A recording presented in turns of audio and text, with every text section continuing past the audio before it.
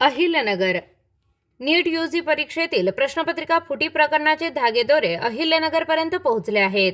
केंद्रीय अन्वेषण विभागाच्या निर्देशानुसार स्थानिक गुन्हा शाखेच्या पथकाने मंगळवारी रात्री उशिराने राहुरी तालुक्यातील धनंजय निवृत्ती लोखंडे वय वर्ष 30 यास अटक केली. त्याची बुधवारी सकाळी सीबीआयच्या पोलीस अधीक्षक पथकाकडून कार्यालयात चौकशी सुरू होती. पेपर फुटीच्या प्रकरणाच्या साखळीतील तो प्रमुख दुवा असल्याची शक्यता पोलिसांनी वर्तवली आहे. नीट पेपर फुटी प्रकरणी नाशिक येथे संशयित आरोपी शुभम मधुकर खैरनार वय वर्ष 26 याला अटक करण्यात आली. शुभम हा BAMSचा विद्यार्थी आहे. त्याच्या चौकशीत अहिल्यानगर जिल्ह्यातील धनंजय लोखंडे याचे नाव पुढे आले. सीबीआयच्या पथकाने आरोपीचा शोध घेण्याबाबत अहिल्यानगर पोलिसांना निर्देश दिले.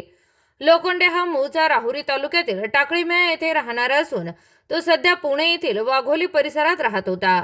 तांत्रिक विश्लेषणात धनंजय त्याच्या गावी असल्याचा आढावा मिळाला. स्थानिक गुन्हा शाखेच्या पथकाने राहुरी तालुक्यातील सर्च ऑपरेशन राबविले. पोलिसांनी त्याच्या घराची झडती घेतली, परंतु तो घरी नव्हता. त्याचे वडील व भावाकडे चौकशी केली असता त्यांनी संशयित आरोपीचे कोणत्या बँकेमध्ये खाते आहेत याची माहिती घेऊन खात्याची पडताळणी सीबीआयच्या पथकाकडून करण्यात आली. दुपारनंतर तिघा आरोपीची स्वतंत्र चौकशी करण्यात आली. त्यांचे बँक खाते तपासण्यासाठी सायबर पोलिसांची मदत घेण्यात आल्याचे सांगण्यात आले. धनंजय बाहेरगावी गेल्याचे सांगितले. पोलिसांनी या भागातील हॉटेलची झडती घेतली असता तो एका ढाब्यावर मिळून आला.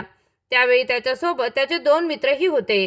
त्यांनाही ताब्यात घेतले होते. दरम्यान मुंबई येथील सीबीआयचे 7 अधिकारी व कर्मचाऱ्यांचे पथक अहिल्यानगरमध्ये दाखल झाले. त्यांनी संशयितास हे चौकशीसाठी ताब्यात घेतले. धनंजयसह इतर 2 संशयितांना जिल्हा पोलीस अधीक्षक कार्यालयात नेण्यात आले. तेथे त्यांची सकाळपासून चौकशी सुरू होती. याबाबत कमालीची गोपनीयता पाळण्यात आली. लोखंडे यांच्या चौकशीत महत्त्वाची माहिती हाती आली असून तो पेपर फुटीच्या साखळीतील महत्त्वाचा दुवा आहे. त्यानेच खैरनार याला प्रश्नपत्रिका पुरविल्या होत्या. तो स्वतः नीट परीक्षेत नापास आहे. तो वाघोलीतील विद्यार्थ्यांना प्रवेश करून देण्याचे काम करत होता. तसेच तो नीट परीक्षेसाठी ऑनलाईन मार्गदर्शनही करत होता असे समजते.